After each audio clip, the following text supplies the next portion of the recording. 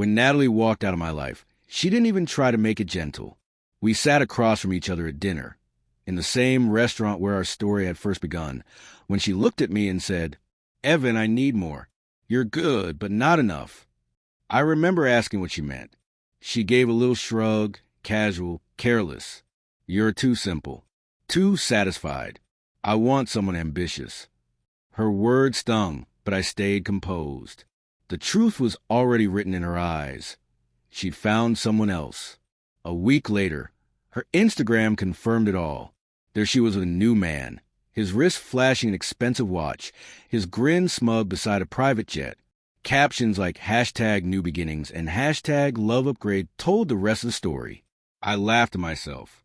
She called me simple, yet she never knew the quiet empire I'd built, behind aliases, holding companies in layers of corporate fog. I never flaunted it, never needed to. But soon, she'd see just how content I really was. The man she left me for, Luke, had no idea who I truly was either. Natalie believed I owned a small tech startup. In reality, that startup was merely a front, a shell under one of my umbrella firms. What she didn't know was that I held majority ownership in a global investment group, one that backed industries across continents, including the very company Luke worked for. Luke was the type who loved to spend money that wasn't his. A smooth talker, a showboat. I recognized him immediately when I saw his face in her posts. One of my executives, competent enough, but too arrogant for his own good. I didn't fire him. Not yet. Patience, I've learned, makes retribution taste infinitely sweeter. 6 months passed before the opportunity arrived. The company's annual black tie gala at the Ritz-Carlton. I rarely attended such events, preferring to stay in the background and let my partners handle public appearances. But this time I decided to show up. When I entered the ballroom, a sea of champagne and polished laughter surrounded me. And there they were, Natalie, radiant in a silver gown, standing beside Luke, who looked like he owned the place. She froze when our eyes met. I simply smiled and gave a polite nod. Luke didn't recognize me, at least not until one of my senior executives approached, shook my hand firmly, and said loud enough for the nearby crowd to hear, "Mr. Hale, we're honored you could make it." Everyone's thrilled to finally meet the man behind the empire. The look on her face was priceless. Every sleepless night I'd endured suddenly worth it. Luke's grin faded as confusion twisted into dread. He leaned toward her and muttered, "That's your ex?" Panic flashed in her eyes.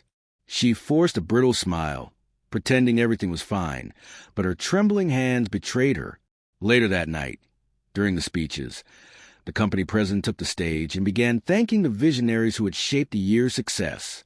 When my name was mentioned, the entire room applauded.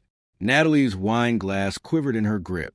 Luke's gaze darted between me, the president, and the crowd, connecting he clearly wished he hadn't. After the applause died, Luke approached me, wearing a mask of politeness stretched too thin. "Mr. Hale," he said, voice tight, "it's an honor. I've been with the company for a few years now." I shook his hand and replied evenly, "Yes, I know. You've been doing acceptable work." He laughed awkwardly, unsure if it was a compliment or a warning. Natalie stood beside him in silence, her earlier confidence melting away. I looked at her, voice calm but deliberate. "You look well," I said. "I see you found someone ambitious." Her eyes dropped, cheeks flushed.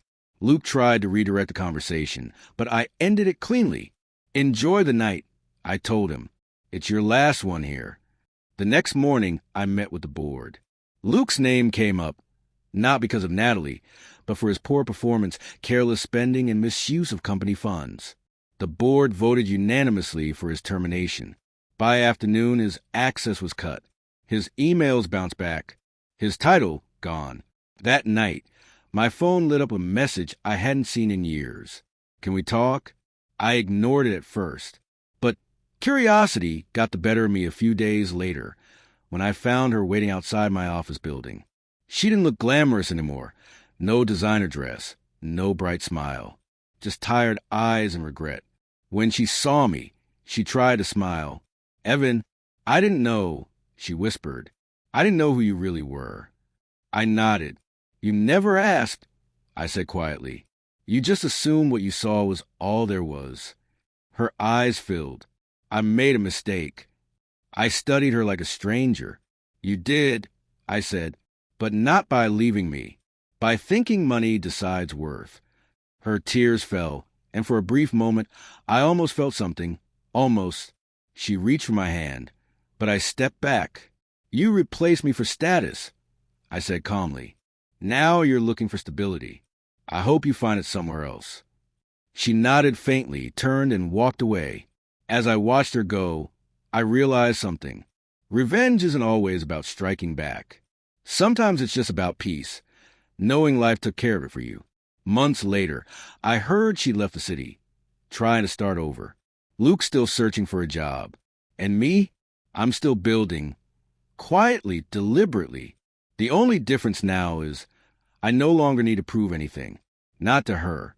Not to anyone. Funny thing about people who chase money.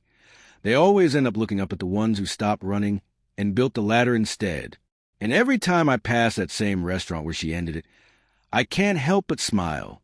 Because the man she thought was too simple turned out to be the one signing the paychecks of her upgrade.